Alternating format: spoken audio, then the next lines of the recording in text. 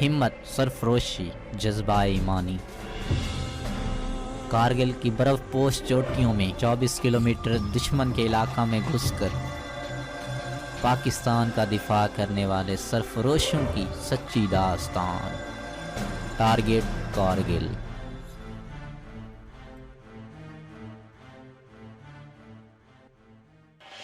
5NLI के जांबाज CO ने लाइन ऑफ कंट्रोल के करीबन 1 किलोमीटर आगे अपना मिलाप हेडक्वार्टर कायम किया, जिसको बदर पोस्ट का नाम दिया गया। इसके साथ ही उन्होंने अपने जवानों को लाइन ऑफ कंट्रोल से आगे 21 ता 24 किलोमीटर एरिया में फैला दिया। इन शेर दिलों ने इस एरिया में 26 पोस्टें कायम की। हर पोस्ट पर 5 से 25 तक अफसर और जवान मौजूद थे। कमांडिंग अफसर ने सूरत हाल की संगीनी को महसूस करते हुए मुकम्मल मनसूबाबंदी की और आखिर में सूरत हाल ये थी कि एक यूनिट ने तकरीबन 95 मुरबा किलोमीटर के इलाके को अपने कंट्रोल में लिया हुआ था। एक पोस्ट पर अमूमन 3 दिन की खुराक रखी जाती है। यहाँ के बेरहम मौसम के पेश नज़र बसा औकात ये भी नामुमकिन हो जाता है मरकजी मुस्तकर से किसी पोस्ट पर खुराक भेजी जाए। हालात जंग में तो इसका तस्वर भी नहीं किया जा सकता। जंग की सूरत हाल में यहाँ तक कमक पहुँचाना आम हालात में बिल्कुल ही नामुमकिन हो जाता है। जंग की तो बात ही थी और यहाँ अमूमन हालत यमन में जवानों को कई दिन फाके करना पड़ते,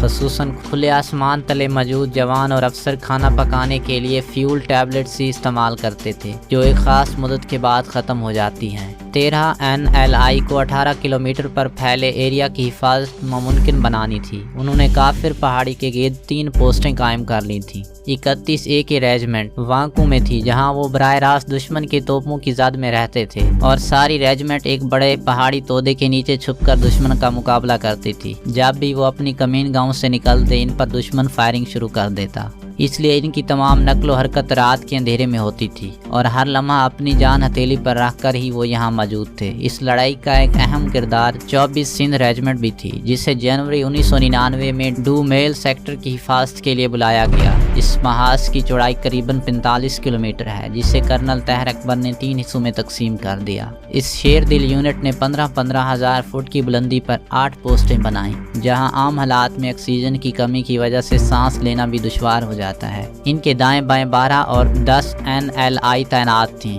जो लोग इस मैदान को सजा रहे थे, इनके नज़दीक अब मैदान जंग लग चुका था। किसी भी लम्हे कुछ भी हो सकता था। अब जवानों और अफसरों को इस दुश्मन का इंतज़ार करना था, जिससे दो हाथ करने के लिए इन्हें मैदान में उतारा गया था। अपनी दानिस्त में जिस जर्नेल ने दुश्मन को सरप्राइज देने का एहतमाम किया था, शायद इसका गुजर भी कभी इन इलाकों से ना हुआ हो। यहाँ एक सांस अपने मुँह ले चुकी थी। दुनिया में सबसे ज्यादा एवलांच इस इलाके में आते थे। इन साफ शिकनों ने कब तक मौसम की अज़ाबनाकियां बर्दाश्त करनी थी, कब तक इन्हें इस बर्फीले जहन्नम में रहना था, किसी को इल्म नहीं था। शायद इनके कमांडिंग अफसरों से भी ये सब कुछ पोशीदा रखा जा रहा था। इस सवाल का जवाब फिलहाल किसी के पास नहीं था। 12NLI को करीबन 22 किलोमीटर मुरब्बा के दिफा की जिम्मेदारी सौंपी गई थी और अपनी पोस्टें कायम करने के बाद अब वो अनदेखे दुश्मन के इंतजार में बैठे थे, जो वक्त के साथ साथ लंबा होता जा रहा था। अभी तक भारतीय इस इलाके में वापस नहीं लौटे थे और नीचे किसी महफूज इलाके में बैठे थे। ये लोग कभी कभी यहाँ गश्त करने आते या फिर वक्ती तौर पर 2-4 दिन के लिए कोई पोस्ट कायम करके वापस लौट जाते। इनके अफसर इतनी शदीद सर्दी में इन्हें मौत की इस वादी में धकेलने का खतरा मोल लेने से डरते थे और ये इस तरह से बेआबाद सा इलाका हो चुका था, जिसे अब गर्मियों में ही आबाद होना था।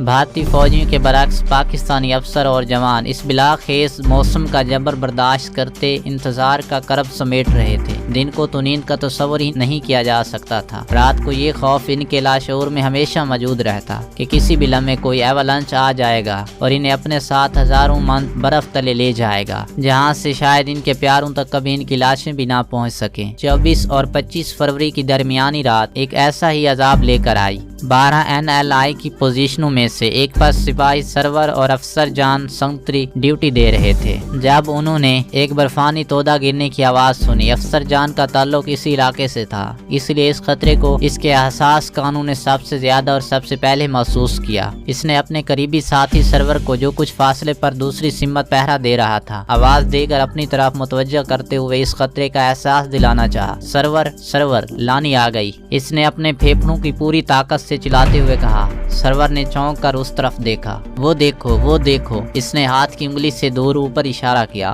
جہاں سے برفانی تودہ برق رفتاری سے انہیں نگلنے کے لیے ان کی طرف بڑھ رہا تھا۔ سرور تم اذان دو، میں باقی ساتھیوں کو خبردار کرتا ہوں، افسر جان چلایا۔ یہ بات ان کے ایمان کا حصہ بن چکی تھی۔ ایولانچ کو دنیا کی کوئی طاقت تو نہیں روک سکتی، لیکن اذان کی آواز پر وہ رک جاتا ہے۔ سپاہی سرور نے اس پوزیشن میں اذان دینے کے لیے گن کندھے سے لٹکاتے ہوئے کانوں میں انگلیاں دے دی۔ افسر جان بھاگتا ہوا اگلو تک گیا۔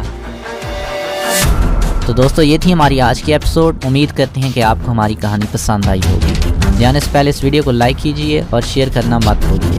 کامنٹ کر کے ہمیں بتائیے کہ آپ کو ہماری ویڈیو کیسی لگی، اور اگر ابھی تک آپ نے اس چینل کو سبسکرائب نہیں کیا تو اس چینل کو سبسکرائب کیجئے اور بیل آئیکن دبا کر آل نوٹیفیکیشن آن کر لیجئے۔